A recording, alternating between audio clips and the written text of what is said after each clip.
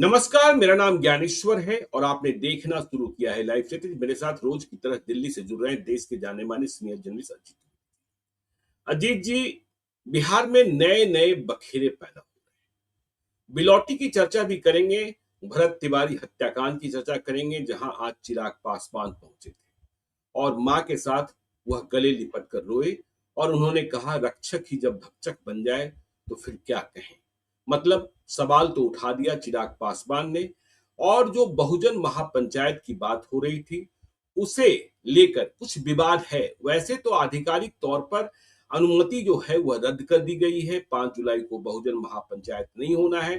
टकराव की स्थितियों को नकारा जा रहा है। जीतन राम मांझी ने भी आने से मना कर दिया है। तो भरत तिवारी बिलौटी की चर्चा भी करेंगे और साथ में बांकीपुर विधानसभा उपचुनाव की चर्चा भी करेंगे जहां प्रशांत किशोर चुनाव लड़ने को तैयार हो गए हैं। कांग्रेस और आरजेडी को लेकर अब भी स्थिति स्पष्ट नहीं है और हमने कल ही बताया था कि राजद का स्थापना दिवस समारोह इसलिए पहले हो गया क्योंकि तेजस्वी यादव को बाहर जाना था, वे बाहर चले गए। विपक्ष कह रहा है यूरोप जा रहे हैं। अब उपचुनाव है तो छुट्टियां मनाने वह यूरोप जाएंगे कि नहीं जाएंगे यह देखने की बात होगी। लेकिन सबसे पहले हमने बात कही कि बखेरे पैदा हो गए, यह सच है। और हम लोगों ने ही कई महीने पहले जब नीतीश कुमार की सरकार थी तभी से यह कहना शुरू किया था कि बिहार में अर्थ संकट है। और अब तो देश भर के विभिन्न प्रदेशों से जो रिपोर्ट्स आ रही है उससे स्पष्ट हो रहा है कि करीब करीब सभी प्रदेशों में अर्थ संकट है। सरकार के पास पैसे नहीं है। फ्री बीज इतने बांटे गए हैं, आगे उत्तर प्रदेश में भी बटेंगे, पंजाब में भी बटेंगे। तो बिहार में चाहे आप जिस विभाग के निवेदक से संवेदक से बात कर लीजिए, वे कहेंगे कि सरकार के पास देने को पैसे नहीं है। तो काम कैसे होगा? सरकार इनकार करती है, सरकार नकारती है।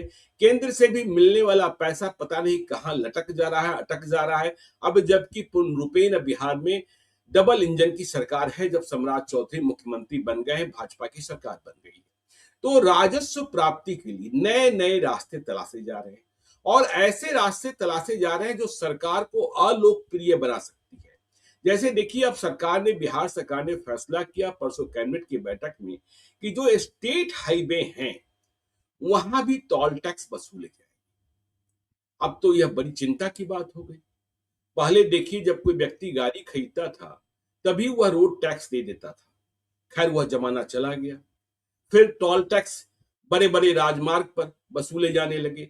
अब स्टेट हाईवे पर टोल टैक्स सरकार वसूलेगी। आज मीडिया रिपोर्ट्स कहती है कि अब तक बिहार में 50 सड़कें चिन्हित कर ली गई है। 38 पूर्णकालिक जिले हैं, 2 पुलिस जिले हैं, मतलब हर जिले में कोई ना कोई चिन्हित तो हो गया। अब टोल टैक्स की नीलामी होगी, फिर वहां टोल टैक्स वसूलेंगे। जो आप स्मूथ ट्रांसपोर्टेशन की बात करते हैं वह नहीं रह जाएगा। पता नहीं मुझे पटना से फतुहा जाने में अब कितना टोल देना होगा। पहले तो देखिए, जो 4 लेन बना था जिस पर लगता था वह भी समाप्त हो गया था क्योंकि हम लोगों ने मैरिन ड्राइव का रास्ता पकड़ लिया था। उसके बाद टोल नहीं देना होता था। लेकिन आपको मोतिहारी जाने में कितना टोल देना होगा। तो ये एक चिंता की बात होने लगी है, ये एक चिंता की बात होने लगी है क्योंकि नीतीश कुमार तो सड़क, बिजली, पानी का काम करके चले गए और जब नई सरकार स्टेट हाईवे पर टोल टैक्स वसूलेगी तो ठीक है, सरकार का खजाना, क्योंकि सरकार ने फैसला कर रखा है कि हमें शराबबंदी खत्म नहीं करनी है। शराबबंदी खत्म नहीं करेंगे तो 25,000 30,000 करोड़ रुपयों का व्यवस्था कहां से होगा। सरकार मुफ्त में राशन दे रही है, सरकार मुफ्त में बिजली दे रही है 125 यूनिट, सरकार वृद्धावस्था पेंशन बढ़ा चुकी है। देखिए, सरकार ने कहा कि हमने सभी के खाते में भेज दिया है, लेकिन अब भी शिकायतें आ रही है कि बहुतों को पैसे नहीं मिले हैं। और चुनाव के समय कैसे फ्री बीज बटे, 2 लाख रुपए की बात तो ही अब आगे गौन हो गई है, पैसे ही नहीं है। तो हर विभाग के संवेदक परेशान है। इसलिए जो ट्रांसफर पोस्टिंग का महीना हुआ, जिसे हम कह रहे थे कि 30 जून की जो तारीख है, 30 जून की तारीख, वह बिहार के मंत्रियों के लिए धनतेरस, धनवर्षा और अक्षय तृतीया था। ठीक है, लोगों ने प्राप्त भी किया, हासिल भी किया, लेकिन इस बार संवेदक अधिकारियों पर पैसा लगाने में थोड़ी कंजूसी बरत रहे थे क्योंकि उन्हें पहले का भुगतान नहीं हो रहा था और भुगतान देने के जो विपत्र क्लेम किए जा रहे हैं उसे इस तरीके से फंसा दिया जा रहा है ताकि वह विपत्र आगे बढ़े ही नहीं और कहने का ही न रहे कि हाँ, हमें भुगतान करना है। पहले देखिए, सरकार चाहे तो किसी का मसला, किसी का मामला कहीं ना कहीं किसी सरकारी प्रक्रिया में फंसा तो सकती है। तो सबसे पहले इस नए बखेरे पर, फिर बिलौटी पर और फिर बांकीपुर विधानसभा उपचुनाव पर। अजीत जी, आगे आपकी टिप्पणी। आप तो पूरा देश देख रहे हैं, हिमाचल प्रदेश की स्थिति क्या है, बंगाल में भी देखिए अब महिलाओं के खाते में पैसे भेजे जाने हैं। तो यह जो देशव्यापी संकट है, बिहार गरीब राज्य है, यहां अधिक परेशानी दिखने लगी है। अजीत जी। देखिए ज्ञानेश्वर जी, ये स्टेट हाईवेज पर पहले कई कई राज्यों में टोल टैक्स लगते थे, लेकिन धीरे धीरे वो सारे टोल टैक्स खत्म कर दिए गए। जब एक्सप्रेसवेज बनने लगे, हाईवेज बनने लगे, उन पर टोल टैक्स लगने लगा, तो स्टेट हाईवेज के टोल टैक्स लगा। हमने देखा कि हरियाणा में और दूसरे कई राज्यों में जहां स्टेट हाईवेज पर टैक्स लगते थे वो खत्म कर दिए गए। और उसके कई कारण थे। सबसे पहला कारण तो ये था कि स्टेट हाईवेज पर बड़ा लोकल ट्रैफिक होता है। जो जो एक्सप्रेसवेज हैं या हाईवेज हैं, नेशनल हाईवेज हैं, वहां ट्रांसपोर्टेशन की बड़ी गाड़ियां चलती हैं या लंबी यात्रा करने वाले लोग होते हैं, और इसलिए ये एक सर्टेन डिस्टेंस भी तय किया गया कि इतनी दूरी के बीच में टोल टैक्स नहीं लगेगा। स्टेट हाईवेज उतने लंबे नहीं होते हैं और स्टेट हाईवेज पर लोकल ट्रैफिक होता है, तो उसमें कई तरह की पेचीदगियां रहती हैं कि लोकल ट्रैफिक चल रहा है स्टेट हाईवेज पर, और फिर वहां से निकल के जाने के दूसरे रास्ते होते हैं। आप टोल टैक्स के पहले से किसी गांव में उतर जाइए, गांव से उतर के चले जाइए। हर स्टेट हाईवेज पर आप देखिएगा तो इस तरह के रास्ते मिल जाएंगे आपको कि जहां आप बैरियर लगाएंगे टोल का, उसके थोड़ा पहले से दाहिने बाएं किसी गांव में घुस जाइए और टोल के आगे निकल जाइए। तो ये चीजें होती हैं। तो पेचीदगियां बहुत हैं स्टेट हाईवेज में। उसमें जैसा आपने कहा कि अलोकप्रिय होने का खतरा ज्यादा है और रेवेन्यू की संभावना कम है। पता नहीं किस तरह के अधिकारियों ने ये बात जो है समझाई है कि इससे इससे रेवेन्यू आएगा। इससे बिल्कुल मामूली नाम मात्र का रेवेन्यू आएगा और परेशानी आपको ज्यादा बढ़े। आए दिन झगड़े होंगे, ज्यादा झगड़े होंगे, क्योंकि एक्सप्रेसवे पर, नेशनल हाईवे पर जो गाड़ियां चलती हैं वो एक बार गए, दो बार गए, मतलब ऐसा नहीं है कि रोज ट्रेवल करने वाले हैं। स्टेट हाईवे पर ज्यादातर लोग रोज ट्रेवल करने वाले होंगे, तो एक गांव से दूसरे गांव, एक कस्बे से दूसरे कस्बे जाने वाले लोग होते हैं। तो वहां आपको ज्यादा इस बात की समस्या, मतलब संभावना है कि झगड़े हो, टोल वसूलने के जो टोल नाका बनाए आप बैरियर, वहां ज्यादा आपका झगड़ा हो। वहां ये समस्या है कि लोग बगल अगल से निकल के जाएं, आपको आपका रेवेन्यू नहीं बने, और आप जिसको दे रहे हैं वो उसको उतनी कमाई नहीं हो सके जितनी आप अनुमानित कर रहे हैं, सोच रहे हैं कि उतनी कमाई हो जाएगी। तो ये झगड़े हैं, फाइनेंशियल और प्रॉब्लम्स होंगे, लोगों की समस्याएं होंगी, ये सब चीजें। और स्टेट हाईवे पर ऐसी सवारियां भी ज्यादा चलती हैं, ट्रैक्टर चल रहे हैं, दूसरी छोटी गाड़ियां चल रही हैं, ई रिक्शा चल रहे हैं। इस तरह की गाड़ियों से भी अगर आप टोल टैक्स वसूलने की सोचेंगे तो फिर वो एक बड़ा संकट होगा। पता नहीं, अभी इसका पूरा फॉर्मेट सामने नहीं आया है। अभी यही कहा गया है कि जो 6 लेन की सड़क होगी उस पर ज्यादा लगेगा। अब स्टेट हाईवेज, कितने स्टेट हाईवेज हैं 6 लेन के बने हुए हैं? बहुत कम है। 6 लेन के स्टेट हाईवेज कम होंगे, 4 लेन के ज्यादा होंगे। 4 लेन के हाईवेज पर अगर आप वसूलते हैं, या 2 लेन के 2 लेन का भी स्टेट हाईवेज बहुत सारे बने हुए हैं, तो उस पर अगर आप वसूलेंगे तो समस्या आएगी। ये इससे रेवेन्यू जितना आएगा उसके मुकाबले समस्या ज्यादा होगी। पहली टिप्पणी तो यही है ज्ञानेश्वर जी, और पता नहीं किसने कैसे समझाया कि ये उन्होंने, लोगों ने, सरकार ने सोचा कि हम करेंगे।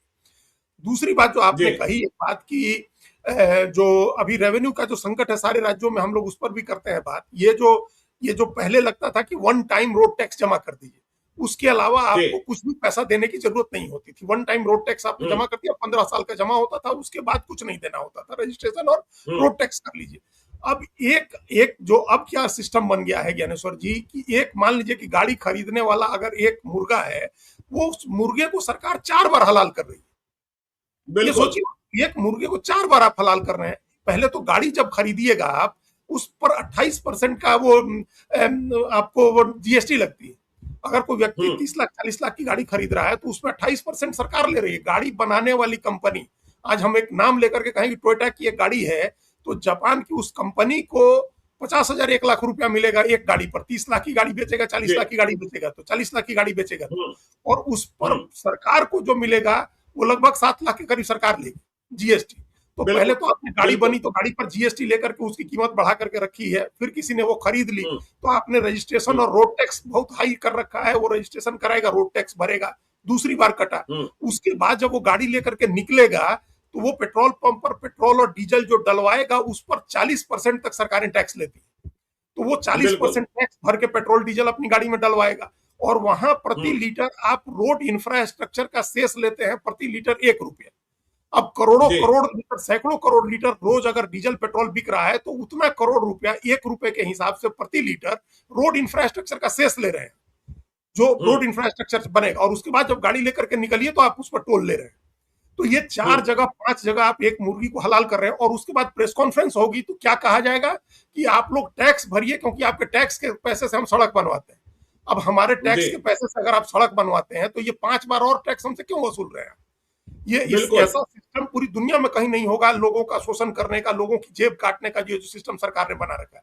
और उसमें हम्म और ऊपर से बात ये एक और जानना जरूरी है ज्ञानेश्वर जी, की अब सरकार 1 रुपया खर्च नहीं कर रही है अपनी जेब से।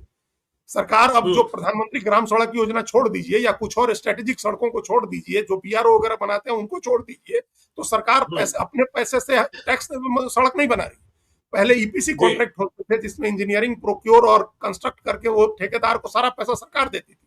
अब सरकार पैसा हम्म नहीं दे रही है उसको, अब सरकार उसको ठेका दे रही है, जिसमें हर जगह कमीशन लिया जाता है, कोई छिपी हुई बात नहीं है। और ठेका दे हम्म करके जो हाइब्रिड एन्युइटी मोड है, जो एच हैम जिसको कहा जा रहा है, या पीपीपी मोड पर आप ठेका देते हैं और ठेकेदार को कहते हैं कि आप जो है बैंक से लोन लेकर के सड़क बनाइए, और लोन लेकर के सड़क बिल्कुल बनाइए, उसमें से आप उसके बाद टोल वसूली आप भी रखिए और हमको भी दीजिए, और आप जो जी रखिएगा अपना जो टोल वसूलिएगा उस पर हम जीएसटी भी लेंगे। अब ये हम्म सोचिए ये क्या मॉडल सरकार ने डेवलप किया है, कि पैसा नहीं देंगे, पैसा तुम बैंक से लो, भी हमारा ही पैसा है, बैंक में भी हमारा ही पैसा रखा हुआ है, बिल्कुल हमारे काम आए ना आए सरकार के काम आ रहा है। फिर उससे तुम जी सड़क बनाओ, उस पर तुम जो टोल लगाओगे हम उस पर जीएसटी लेंगे, और फिर अपना हिस्सा लेंगे, हम्म तुम लेना। तो ये लूट का एक सिस्टम है, पूरा टोल का सिस्टम लूट का सिस्टम है। दुनिया में ऐसा कहीं नहीं होता है ज्ञानेश्वर जी कि आप सब हम्म काम एक ही एक काम के लिए 3 बार 4 बार पैसा लीजिए, ये भारत में ही होता है। कि अखबार आप पैसा बिल्कुल देकर अखबार भी खरीदिए, उसमें विज्ञापन भी देखिए, टेलीविजन लेना है कनेक्शन आपको तो आप सैटेलाइट कनेक्शन में उस कनेक्शन का पैसा भी दीजिए और विज्ञापन भी देखिए। दुनिया के दूसरे हम्म देशों में एक ही बार पैसा लिया जाता है एक चीज के लिए। आप बिना विज्ञापन का ले लीजिए तो पैसा दे दीजिए, विज्ञापन नहीं देखा जाएगा, नहीं तो विज्ञापन देख के आप टीवी देखिए तो पैसा नहीं लिया जाएगा आपसे। हम लोगों के यहाँ हर बिल्कुल चीज के लिए पैसा लिया जाता है, एक एक व्यक्ति को 2 2 3 3 बार 4 4 बार एक ही काम के लिए पैसा वसूला जाता है। ये पूरा सिस्टम हम्म लूट का है। एक्सप्रेस वे हो, नेशनल हाईवे हो, अगर हमारे टैक्स के पैसे से बना रहे तो फिर हम ही से पैसा क्यों ले रहे हैं? तो ये हम्म पूरा पूरा फ्लॉड है ये कॉन्सेप्ट। और ऊपर से अगर जब स्टेट हाईवे पर आप पैसा वसूलिएगा तो क्या जनता के लिए, आप एक तो ऐसे ही गरीबी छाई हुई है जनता को, किसी की आमदनी नहीं बढ़ रही बिल्कुल है, महंगाई इतनी बढ़ी हुई है, पेट्रोल डीजल के दाम 111-12 रुपए पेट्रोल हमको लगता है मोतिहारी में, दिल्ली में बिकता हो, पटना में, बिहार में बिकता होगा, और ऊपर से उसके जी बाद इतना टैक्स दीजिए। तो ये सब पूरा लूट का सिस्टम है ज्ञानेश्वर जी। अब तीसरी बात आई है कि अगर आपके पास पैसे नहीं है तो रेवेन्यू जनरेट हम्म करने के लिए आप उसके ऊपर एक और बोझ लाद दीजिएगा। मतलब हम्म ये तो कहावत तो हम लोग के यहाँ है कि मुर्दे पर एक मन और डाल दीजिए, लेकिन यहाँ तो आप जिंदों पर ही और एक मन आपके दो पास मन और डाल दे रहे हैं। और आपने कैसे मान लिया कि आपके पास पैसे नहीं है और जनता के पास पैसे हैं? यह भी तो जनता के बड़ी पास बात है पैसे हैं, ना। बिल्कुल अब देखिए, वही तो। हाँ, बिहार में तो नहीं है, दिल्ली में क्या व्यवस्था हो रही है, ये गाड़ी इतने दिनों इतने साल के बाद नहीं चलेगी, ये गाड़ी इतने साल के बाद नहीं चलेगी, वो सारी गाड़ियां जो दिल्ली में नकारी जा रही है वो गाड़ियां बिहार में आकर चल रही है। अभी हम कल ही कहीं सुन रहे थे कि दिल्ली में 2028 से जो बाइक है, मोटरसाइकिल है, वह सिर्फ इलेक्ट्रिक होगी, नए हाँ, पेट्रोल वाली बाइक का रजिस्ट्रेशन नहीं होगा। अब देखिए क्या क्या। और देखिए जो स्टेट टोल की वसूली की बात हो रही है, अजीत जी आप तो बिहार के रहने वाले हैं, टोल वसूलने वाले, चलिए देखिए एनएच पर तो बड़ी बड़ी कंपनियां सामने आ रही थी, टोल वसूलने वाले किस तरीके के लोग होते हैं और किस तरीके से वसूली होती है। मुझे तो एक वाक्या याद है, यह भी लालू एरा का ही वाक्या है, कि महात्मा गांधी सेतु के टोल की नीलामी और बहुत महंगा टोल नीलाम हुआ, एक बाहुबली ने लिया, बड़े बाहुबली ने लिया, जो कई लोगों की जान के पीछे लगे थे और उनकी जान के पीछे भी कई लोग लगे थे। उसी चक्कर में एक पूर्व मंत्री की हत्या हुई। तो हमने पूछा कि इतना महंगा टोल आपने ले लिया, इससे तो फायदा होने वाला है नहीं। तो सिद्धांत और जो उनकी समझ थी, यह बताया गया कि मुजफ्फरपुर से पटना आने के लिए रास्ता तो यही है ना। तो जैसे ही वह महात्मा गांधी सेतु पर आएंगे, टोल पर आएंगे, तो हमारे सारे लोग जान जाएंगे कि हमारे दुश्मन पटना में प्रवेश कर रहे हैं, हमारे सारे दुश्मन पटना में प्रवेश कर रहे हैं। और यदि उन्होंने पटना का रास्ता छोड़ा तो बेगूसराय मोकामा होकर आएंगे, मोकामा तो अपना ही अपना है। तो फिर देखिए, जो हम कहते हैं कि ऑर्गेनाइज गैंग को खत्म किया नीतीश कुमार ने, इसमें बाहुबली लोग ही आएंगे, इसमें स्टेट टोल की वसूली में। और हम लोगों ने देखा है, जब नगर निगम वसूली करता है, नगर परिषद वसूली करता है, नवादा की लड़ाई हम लोगों ने अखिलेश सरदार बनाम अशोक महतो की लड़ाई देखी है, फिर वैसे ही ऑर्गेनाइज गैंग्स आएंगे। अजीत जी, यह भी एक खतरा है। नहीं, वो तो हमने इसलिए कहा कि वो झगड़े होंगे बहुत, उसमें जो है वो आसान नहीं होगा, ये बहुत डिफिकल्ट हो जाएगा। कई तरह की समस्या ये आएंगी, जिसमें एक समस्या का ये भी एक ग्रुप है जो आपने बताया। ऐसे गांव के हम्म, सामान्य लोगों से भी झगड़े होंगे। एक तो ऐसे भी टोल जी, पर जो बैठते हैं बदतमीज लोग रखे जाते हैं, लाठी डंडे लेकर के बैठते हैं हम्म, मारपीट करने के लिए वो। लेकिन नेशनल हम्म, हाईवे और एक्सप्रेसवे पर चल जाता है। लोकल जब आप लगाएंगे, गांव से गुजरने वाली सड़कों, शहरों पर, कस्बों से गुजरने वाली सड़कों पर लगाएंगे, तो उसमें ज्यादा बदमजगी होगी, ज्यादा पेचीदगी आएगी, ज्यादा झगड़े होंगे, और ये आए दिन का झगड़ा होगा फिर वो। और हमने कहा बिल्कुल, कि उसका फायदा कुछ नहीं होना है। देखिए, आप स्टेट हाईवे के जो रोड सड़कें बनी हुई है हमारे यहाँ, जब आप हाजीपुर से निकलेंगे तो साहेबगंज होकर के एक सड़क बनी हुई है, मान लीजिए साहेबगंज से होकर के हम्म, जाने के लिए सड़क बनी है, लालगंज से होकर के जाने की सड़कें बनी है, वो एकदम गांव के हम्म, बीच से सड़कें जाती हैं। और उन जी, गांव के लोग कोई मामूली बात पर सड़क जाम करते हैं, मारपीट होती है वहां, ये आए दिन होता रहता है। और किसी भी हम्म, सड़क से आप उतर करके गांव से निकल के और टोल के आगे चले जाइए, और लोकल लोग सारे रास्ते जान रहे होते हैं, तो ये कोई हम्म, बहुत फायदे का धंधा नहीं होगा, इससे बहुत ज्यादा कुछ वसूली नहीं होनी है। तो एक तो ये हम लोग पहले चर्चा किए। दूसरा एक जो संकट है, जो लूट का पूरा मॉडल है टोल का, आपको बताया हम्म, हम। और दूसरा ये कि जनता के, आपके सरकार के पास अगर रेवेन्यू नहीं है, तो ये हम्म, रेवेन्यू कलेक्शन करने का तरीका नहीं है ज्ञानेश्वर जी। ओस चाटने से प्यास नहीं बुझती है। आपको बिल्कुल, पानी का सोता खोजना होगा, जहां से पानी निकले, जहां से प्यास बुझाने लायक पानी निकले। अभी तो प्यास बुझाने लायक पानी खोज रहे हैं, नहाने का पानी तो छोड़ दीजिए। विकसित बिहार कब हम्म, बनाएंगे, उसका कैसे होगा, ये तो छोड़ दीजिए। काम चलाने के लिए जी, रेवेन्यू आपको जुगाड़ करना है, और जब आप ऐसे उपाय कर रहे हैं तो कैसे ऐसे काम चलेगा। तो हम्म, ये तो आपने पिछली बार का वन टाइम डेफिसिट छोड़ दीजिए, जो 11% के करीब डेफिसिट था। अब 3% का डेफिसिट रखा गया। 3% के डेफिसिट पर या तो आप डेफिसिट रखिए 3% का, और सारे हम्म, काम धंधे छोड़ करके बैठे रहिए, तो 3% की सीमा पूरी हो जाएगी। आप कोई काम हम्म, मत करिए। अगर हम्म, कोई भी आप काम करेंगे तो डेफिसिट बढ़ेगा, 2% 4% डेफिसिट बढ़ेगा। फ्री बीज हम्म, बंद नहीं कर सकते हैं। जो सामाजिक सुरक्षा की पेंशन बढ़ी है, वो तो बहुत ही जरूरी पेंशन थी। 400 रुपया किसी को देना बड़ा ह्यूमिलिएटिंग होता था। आप 1100 रुपये दे रहे हैं तो चलिए वो ठीक है, लेकिन जी, इसके लिए आप रेवेन्यू, आप रिसोर्सेज क्यों नहीं तलाश रहे हैं नए? भारत सरकार से क्यों बिल्कुल, नहीं बात कर रहे हैं? वन टाइम हम्म, भारत सरकार से कुछ अनुदान की क्यों नहीं बात कर रहे हैं? किसी, जो दुनिया भर के देशों के लोग आ रहे हैं, निवेश की जो कमिटमेंट हो रहे हैं, उसमें बिहार की भूमिका क्यों नहीं बनवा रहे हैं आप जाकर के? एक हम्म, लाख 18,000 करोड़ रुपए का इन्वेस्टमेंट कल सनाए तकाइची ने कमिट किया कि भारत में हम अभी करेंगे। 1,18,000 करोड़ रुपए का, और आगे हम्म, चल करके ये 4 लाख 5 लाख करोड़ रुपए का इन्वेस्टमेंट जापान का होना है। तो क्यों नहीं उसमें बिहार की भी कोई एक भूमिका बनती है कि वो इन्वेस्टमेंट का कुछ पैसा, 10% 5% बिहार में भी है। भारत सरकार जो बिल्कुल, भी प्रोजेक्ट ले आ रही है, अगर एक हम्म, प्रदेश में देश की 10% आबादी रहती है, तो इन्वेस्टमेंट में, बजट में, सरकार की योजनाओं में 10% की हिस्सेदारी बिहार की भी तो होनी चाहिए। हम्म, कि बिहार को खाली मजदूर सप्लाई करने की फैक्ट्री बना करके रखना है। ये अभी सबसे जरूरी चीज ये है कि बिहार के लिए आप इन्वेस्टमेंट ले आइए, अनुदान मांगिए भारत सरकार से, भारत सरकार की योजनाओं का पैसा ले आइए। और अभी भी हम ये कह रहे हैं ज्ञानेश्वर जी, कर्ज लगता है कि बहुत बड़ा है, 4 लाख करोड़ का कर्जा हम्म, है, लेकिन अभी भी जी, 30-32% पर ही, जीडीपी के 30-32% का कर्जा है बिहार के ऊपर। पंजाब के बिल्कुल, ऊपर 50% के करीब कर्जा है, तो जीडीपी का 50% कर्ज हो गया। हम्म, अगर जरूरत है आपको, कर्ज लीजिए, उसका कायदे से इस्तेमाल करिए, इस्तेमाल करके रोजगार जनरेट करिए, ताकि लोगों की जेब में पैसा आए। लोगों की हम्म, जेब में भी पैसा नहीं है। लोग, अगर आप टोल वसूलिएगा सड़क पर, लोग पेट्रोल डीजल भरवा करके परेशान है, उसके लिए लोगों के पास पैसे नहीं है। और जिन लोगों के बिल्कुल, पास है उनके पास है, मतलब ऐसा नहीं है कि नहीं। बिहार की आबादी के अनुसार अगर 12 करोड़ है, उस हम्म, 12 करोड़ में 10% आदमी हम मानते हैं कि जिसके पास पैसा है। उसी से हम्म, सारे मॉल गुलजार हैं, उसी से सारे थिएटर गुलजार हैं, उसी से सारी दुकानें गुलजार हैं। वही मोबाइल फोन खरीद रहा है, वही स्कॉर्पियो गाड़ी खरीद रहा है। 10% का मतलब 101 करोड़ 20 लाख हो गए। बाकी हम्म, 90% का क्या है, उसका कौन सोचेगा? बिल्कुल, उसकी जेब में तो पैसे जी, नहीं है। वो तो हम्म, सरकारी योजनाओं पर सर्वाइव कर रहा है।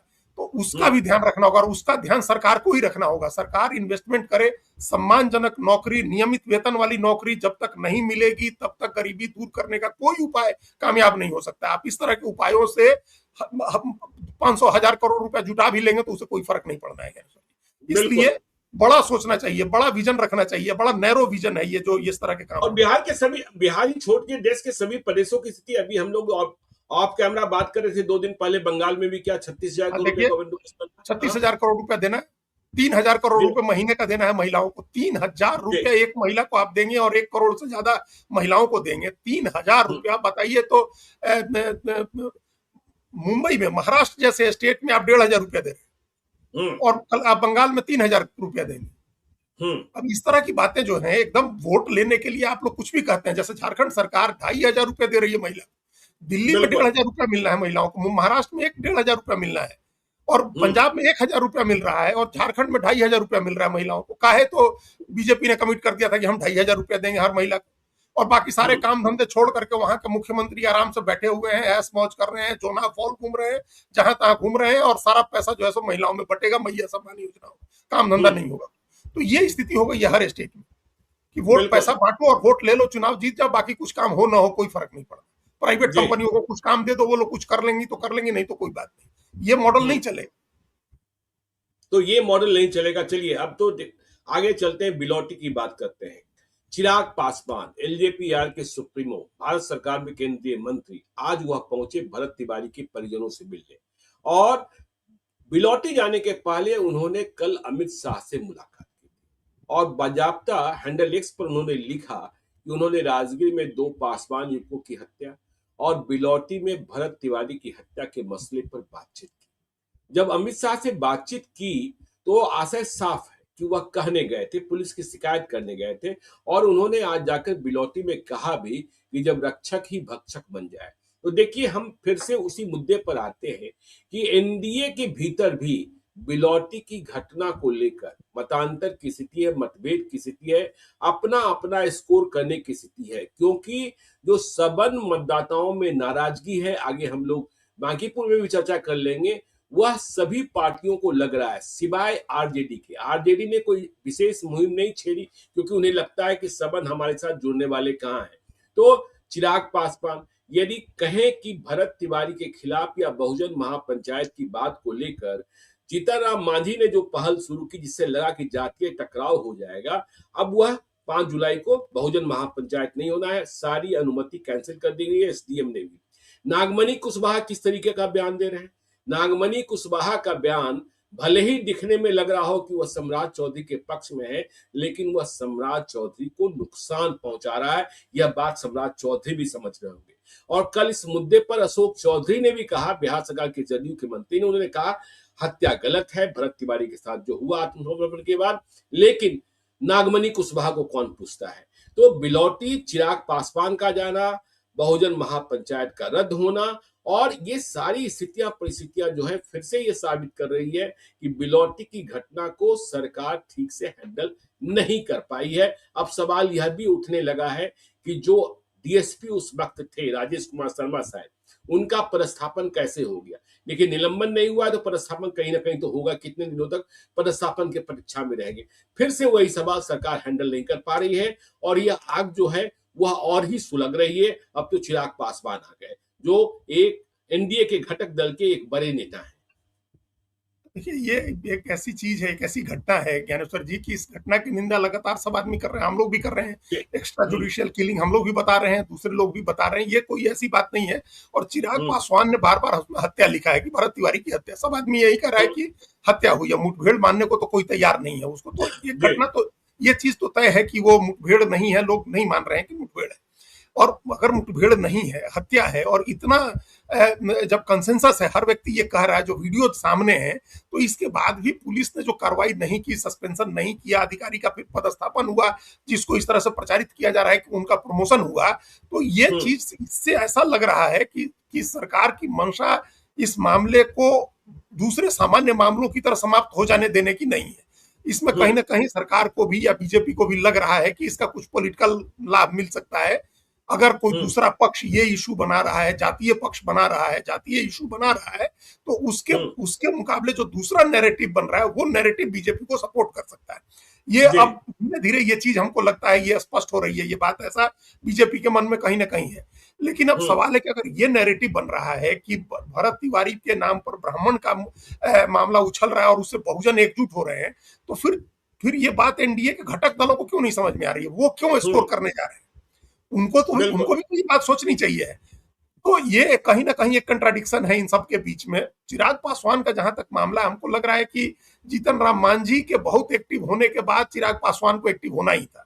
एक कॉन्सेप्ट जी। चलता है फोमो का, आप भी जानते होंगे, नौजवानों में आजकल ज्यादा चलता है, fear of missing hmm. Out का।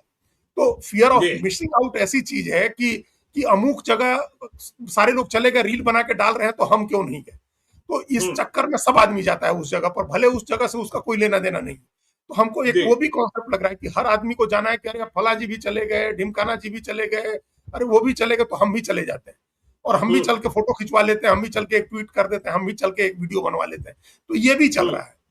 तो ये चल रहा है, ये चलते चलते अब कहां तक जाएगा, इसके बाद तो समाप्ति होना है ना। अब इसके बाद कौन बचा है जो जाएगा वहां जाकर के क्या खबर मनवाएगा। और अगर बिल्कुल। बहुजन जो सम्मेलन होना था, जो वहां रैली जिसकी रखी गई थी 5 जुलाई वाली, वो रैली अगर नहीं होती है तो ये हम हम्म। लोग पहले भी कह रहे थे कि धीरे धीरे अब ये समाप्ति की तरफ बढ़ रहा है, समाप्त होने की तरफ बढ़ रहा है, ये भी बात खत्म हो जाएगा। खत्म हो हम्म। गया रहता पहले भी, अभी भी अगर जैसे अब शांति हो ही गई थी, अब चिराग पासवान गए तो फिर एक इशू खुल गया, और हम्म। उन्होंने कहा कि किसी भी सभ्य और लोकतांत्रिक समाज में इस तरह की चीजों की अनुमति नहीं होती है। उन्होंने कहा कि न्याय, परिवार को न्याय मिले, इसके लिए हम कोशिश करेंगे। अगर ये कोशिश हम्म। उन्होंने सचमुच की है, देखिए वो जी। गृह मंत्री से मिल के गए होंगे तो उनके पास कोई ना कोई मैसेज होगा। अगर चिराग पासवान हम्म। ने परिवार के लोगों से बात की है, उनको समझाया है कि भाई आप सरकार पर भरोसा रखिए, हम भी सरकार का हिस्सा है, भाई अब तो चिराग पासवान भी हम्म। बिहार सरकार के भी हिस्सा है और भारत सरकार के भी। बिल्कुल। उन्होंने अगर ये बिल्कुल। समझाया हो कि हम सरकार का हिस्सा हैं, आप सरकार के ऊपर भरोसा रखिए, सरकार ईमानदारी से जांच करा रही है, जुडिशियल कमीशन जांच कर रहा है, इसके आधार पर हम लोग सजा देंगे, न्याय मिलेगा, ये अगर वो हम्म। समझाने में कामयाब हुए हों, ये समझाने गए हों, तब तो अच्छी बात है। अगर अपनी हम्म। राजनीति करने गए हैं तो अपनी राजनीति करके आ गए, आज ट्वीट किया, बात खत्म हो जाएगी, वो भी चली, वहां तक भी ठीक है। लेकिन अब ये मामला जो बिहार सरकार है उसको इस मामले में अगर 5 तारीख तक ये मामला शांत नहीं होता है तो निर्णायक दखल देकर हम्म। के मामले को समाप्त कराना चाहिए। परिवार से डायरेक्ट मिलना चाहिए, मुख्यमंत्री को बुलवा करके पटना परिवार के लोगों से मुख्यमंत्री मिल ले और उनको भरोसा दिला दे कि भाई बिल्कुल। आपके जो भी कंसर्न है उसका समाधान किया जाएगा, और अब ये नाटक, ये राजनीति सारी बंद हो जाए। ये कोशिश सरकार को अब हम्म। करनी चाहिए, अन्यथा अब ये घाव जो है, छोटा सा घाव नासूर बनता चला जाएगा। मतलब ये घटना हम्म। हुई है, दुर्भाग्यपूर्ण घटना है, लेकिन बाकी सारी चीजों के ऊपर यही घटना हावी हो जाए, दूसरी चीजों पर चर्चा न हो, सिर्फ यही चलता रहे, इसलिए कि उत्तर प्रदेश में चुनाव होना है, ब्राह्मण वहां के जो राजनेता है उनको इससे कुछ लाभ लेना है, तो वो ठीक नहीं है। इससे बिहार का भला नहीं हो रहा है। इसको दोनों पक्षों को, तीनों पक्षों को, जितने लोग शामिल हैं, चाहे एनडीए के लोग हों, अपोजिशन के लोग हों, बीजेपी हो, परिवार हो, सबको इस मामले को मिलकर के शांत करना चाहिए। बिल्कुल। और हमें तो लगता है कि देखिए, यदि न्यायिक आयोग जो बना है, यदि सरकार तय कर दे कि उनकी रिपोर्ट इतने दिनों में आ जाए बिल्कुल टाइम बाउंड कर और दे उसको। टाइम बाउंड कर देना चाहिए, और एसपी को हटाने की मांग है, एसपी को हटा देने में भी कोई बहुत हाँ, बड़ा ये नहीं हो जाना है। तो देखिए, बिलौटी की बात हुई, अब आइए बांकीपुर की बात। बांकीपुर की बात हम लोग कल भी कर रहे थे, परसों भी कर रहे थे, और यह फैसला हो ही गया जन सुराज पार्टी के भीतर कि प्रशांत किशोर ही चुनाव लड़ेंगे। तो प्रशांत किशोर मैदान में आ रहे हैं, और प्रशांत किशोर के मैदान में आते ही बीजेपी के भीतर हलचल बढ़ गई है। हमें कल शाम को ही बीजेपी के सूत्रों ने बताया कि बांकीपुर विधानसभा के उपचुनाव में बांकीपुर में जितने भी वार्ड हैं, वहां मंत्रियों और विधायकों की तैनाती की जाने लगी है कि वे लगातार वहां कैंप करें, क्योंकि यह एक तरफा चुनाव नहीं रह सकता है। प्रशांत किशोर है, यदि आरजेडी से रेखा गुप्ता होती या कोई और होती तब तो कोई दूसरी ही बात थी, लेकिन प्रशांत किशोर आ रहे हैं, और प्रशांत किशोर की गतिविधियां, प्रशांत किशोर के लोगों की गतिविधियां पहले चल रही थी। लेकिन प्रशांत किशोर के लिए मेरी एक सलाह होगी, मुझे जानकारी है कि परसों मतलब 5 जुलाई को उनकी उम्मीदवारी का आधिकारिक ऐलान होगा। हमारी सलाह ये होगी कि वे अपने दस्तावेज का ठीक से परीक्षण कर ले, बिल्कुल ठीक से परीक्षण कर ले, कहाँ के मतदाता हैं, सारे कागजात हैं कि नहीं हैं। क्योंकि हम लोगों ने देखा था कि जनरल साहब को लाए थे और मालूम हुआ था कि उनके वोटर कार्ड ही नहीं है। हम लोगों ने देखा कि उनके उम्मीदवार का नामांकन ही रद्द हो गया। तो प्रशांत किशोर आ रहे हैं, और अभी हम लोगों ने देखा कि मध्य प्रदेश में कैसे मीनाक्षी नटराजन का नामांकन राज्यसभा के चुनाव के लिए खारिज कर दिया गया। यह अधिकार जो होता है वह निर्वाचित प्राधिकारी के पास होता है। तो चुनाव लड़ने आ रहे हैं तो इसका भी पहले सत्यापन कर ले, समझ ले, बुझ ले कि सब कुछ ठीक है। इसमें कहीं गलती हुई तो इतनी भद पिटेगी कि सारा किया कराया जो है वह चौपट हो जाएगा। तो बीजेपी जानती है जीत जाएंगे, लेकिन प्रशांत किशोर का तनाव बढ़ गया है। तेजस्वी यादव दिल्ली चले गए हैं, विपक्ष का राय यूरोप जा रहे हैं। वह कितने गंभीर हैं अगंभीर हैं, यह हम तो और आप तो समझते ही हैं अजीत जी। ये प्रशांत किशोर तो अपने करगहर से विधायक वोटर तो है ना। जी बिल्कुल। वहां जाकर के उन्होंने वोट डाला है पिछली बार, तो अब तो पिछली बार बिल्कुल। जब उन्होंने वोट डाला तो इसका मतलब वोटर लिस्ट में नाम है उनका, वो बिहार का हाँ वोटर तो है ही बिल्कुल कम से कम। बिल्कुल। हाँ, वो अन्य दस्तावेज भी अन्य कहाँ दस्तावेज, बदलते हैं? जो आपने कहा अन्य दस्तावेज, जो उनके जी, उनकी जो आमदनी है, कमाई है, अब वो किस कंपनी में है, उस कंपनी में जिसमें डायरेक्टर थे उसमें अब डायरेक्टर हैं या नहीं है, और जो हुँ, वो कहते हैं कि हमने 2 घंटे की कंसल्टेंसी दी, कई करोड़ रुपए मिले, तो उन सब चीजों की जांच होगी। जब आप चुनाव मैदान में उतरेंगे तो लोग माइक्रोस्कोप लेकर के आपके एक एक जो आप जानकारी देंगे उसकी जांच करेंगे लोग। तो वो आचार एक संहिता के मुकदमे करना भी चाहिए। बहुत जगह हुए होंगे, आचार संहिता के मुकदमे बहुत जगह बिल्कुल, हुए होंगे। बिल्कुल उसके ऐसा मुकदमे ना हो हुए कि होंगे, ऐसा ना हो कि कहीं एक आध जगह छूट जाए छूट और जाए और मालूम फिर हुआ कि वो, हाँ, वही आधार बन तो जाए। वो सब चीजें जांच करके, वो खैर उनके पास टीम है, वकीलों की भी टीम है, अच्छे जानकारों की भी टीम है, अपने इतने अच्छे चुनाव प्रबंधक रहे हैं वो, तो ये हुँ, गलती तो नहीं होनी चाहिए है उनसे। लेकिन जी, अब गलती न भी हो ज्ञानेश्वर जी, और तब भी सरकार चाहेगी, तो अब तो अपोजिशन के कैंडिडेट के लिए एक नई चुनौती आ गई ना, नॉमिनेशन एक्सेप्ट करवाना। ये एक बड़ी बिल्कुल। चुनौती आ गई है, और अभी प्रयोग के हुँ, लेवल पर है ये संयोग नहीं था कि बिहार के पिछले चुनाव में 3 लोगों के नॉमिनेशन रद्द हो गए थे, बड़ी हुँ, पार्टियों के। हमने तो नहीं सुना था पहले कि बड़ी पार्टी जो रिकॉग्नाइज्ड पार्टी है उसके कैंडिडेट का नॉमिनेशन रद्द हो जाए। हुँ, तो हम लोगों ने देखा ना, मढ़ौरा में, सुगौली में, और एक भोजपुर में की तरफ कहीं वो आरा बक्सर के साइड में आरजेडी की महिला कैंडिडेट जो थी, दलित, जो एससी कॉन्स्टिट्यूएंसी जी, की थी, 3 हुँ, नॉमिनेशन रद्द हुए थे पिछली बार बिहार में, 2025 के चुनाव में। तो जी, खैर ये एक नया, विपक्ष के सामने एक नया संकट आ रहा है ज्ञानेश्वर जी, हुँ, कि नॉमिनेशन एक्सेप्ट करवाइए पहले। तो हुँ, खैर यहाँ तो वो पता नहीं, वो उसका तो वो बात होगी 6 तारीख के बाद नॉमिनेशन जब करेंगे वो। तो अभी की जो स्थिति है ज्ञानेश्वर जी, प्रशांत किशोर का चुनाव लड़ना अपने आप में एक बड़ी खबर है, और वो हुँ, बड़ी खबर इस नाते है कि बिहार के ऊपर तत्काल सबका फोकस बनेगा, लोग हुँ, जाएंगे, देश भर का मीडिया पटना पहुंचेगा बांकीपुर का चुनाव कवर करने। ये प्रशांत बिल्कुल, किशोर के लिए बड़ा मौका है, और हम पहले दिन से, जब ये घोषणा नहीं हुई थी, तब से हम लोग कह रहे थे कि उनको लड़ना चाहिए, और जी, लड़ना चाहिए है। क्यों लड़ना चाहिए? इसलिए ताकि आप अपने मुद्दे को पूरे बिहार तक पहुंचा सकें, ज्यादा मतलब ज्यादा जोरदार तरीके से, वो घूम घूम हुँ, करके आपने जो लोकल कहा है लोगों को, उसको एक जगह से आप कहेंगे, बिहार के लोग सुनेंगे, चुनाव के समय लोग जागृत रहते हैं, और देश भी सुनेगा आपका क्या एजेंडा है, बिहार के लिए आप क्या एजेंडा लेकर के लड़ने जा रहे हैं। जीत हुँ, हार हमने पहले भी कहा है, जीत गए तब तो बहुत बड़ी अच्छी बात है, पूरा आसमान प्रशांत किशोर का होगा। हार भी हुँ, गए तो उनके लिए कोई बहुत बड़ी उसकी बात नहीं है, कुछ नहीं है अभी तो, कुछ नहीं रहेगा तब भी। लेकिन वो अपना एजेंडा लोगों के मन में स्टैब्लिश करेंगे। ये बात जो कही जा रही है कि चुनाव छोड़ करके भाग जाते हैं, वो धारणा बदलेगी। ये होगा कि वो हुँ, चुनाव लड़े, और ऐसी कॉन्स्टिट्यूएंसी से चुनाव लड़े जो उनके लिए आसान नहीं थी। उन्होंने आसान कॉन्स्टिट्यूएंसी नहीं बिल्कुल, चुनी, हुँ, मुश्किल कॉन्स्टिट्यूएंसी में जाकर के वो लड़े हैं। और हुँ, अपोजिशन की एकता की भी परीक्षा हो जाएगी, अपोजिशन की गंभीरता का भी पता चल जाएगा। अगर आरजेडी कांग्रेस प्रशांत किशोर को नहीं समर्थन करते हैं, तो प्रशांत किशोर को एक मौका रहेगा कि पूरे बिहार में बताएं कि ये लोग गंभीर नहीं है बीजेपी से लड़ने के लिए। अगर हुँ, गंभीर होते तो मदद करते हैं हमारी। तो ये कई इश्यूज हैं उनके लड़ने पर, सिर्फ लड़ने मात्र से ज्ञानेश्वर जी उनको बहुत फायदा होगा, चुनावी हार जीत अलग है, सिर्फ नहीं, लड़ेंगे लड़ने तो उससे मात्र बहुत की फायदा बात होगा। कर लें आलोक जी, अजीत जी माफ कीजिएगा, अजीत जी लड़ने मात्र की बात कर लें। मैंने बांकीपुर विधानसभा उपचुनाव के एक मुस्लिम बाहुल्य इलाके का हाल जानने को कल हमने अपने संवाददाता आलोक को कहा कि जरा वहां 5 लोगों को फोन करो कि भाई आरजेडी का उम्मीदवार भी आ रहा है, प्रशांत किशोर भी आ रहे हैं और बीजेपी तो होगी हो। मुस्लिम बाहुल्य क्षेत्र है, नोट कीजिए।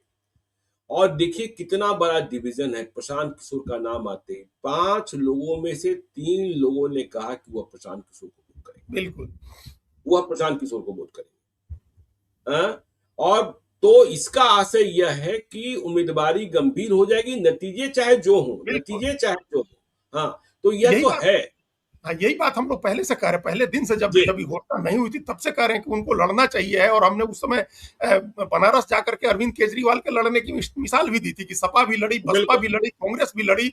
इसके हुँ, बावजूद 14 के चुनाव में नरेंद्र मोदी के मुकाबले नंबर 2 पर अरविंद केजरीवाल रहे।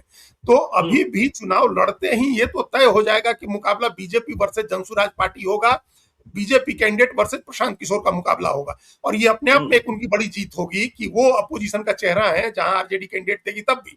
फिर वो आरजेडी को बिल्कुल। ब्लेम कर सकते हैं कि ये लोग गंभीर नहीं है बीजेपी से लड़ने के लिए। फिर वो अपना हुँ, एजेंडा स्टैब्लिश कर सकेंगे, अपनी छवि जो पिछले चुनाव में नहीं लड़ने से जो बिगड़ी उसको ठीक कर सकेंगे। हम तभी हम करें कि उनका सिर्फ लड़ना मात्र ही जनसुराज पार्टी के लिए, प्रशांत किशोर के लिए वरदान साबित होगा। उनके लिए बिल्कुल एक सही डिसीजन किया है कि वो चुनाव लड़ रहे हैं, हार जीत च अपनी जगह। बिल्कुल, हार-जीत अपनी जगह है, तो प्रशांत किशोर चुनाव लड़ने आ रहे हैं बांकीपुर में। बिहार के नए बखेरे की बात की, बिलौटी की बात की, आगे भी बिहार के मुद्दों की बात करते रहेंगे। आप देखते रहिए लाइव सीरीज़ को। यदि अब तक आपने हमारे यूट्यूब चैनल लाइव सीरीज़ को सब्सक्राइब नहीं किया है, तो ज़रूर कर लीजिएगा और यदि इस वीडियो को आप फेसबुक पेज के माध्यम से पेज को लाइक कीजिएगा। हैंडल एक्स पर भी हमें फॉलो कीजिए। धन्यवाद।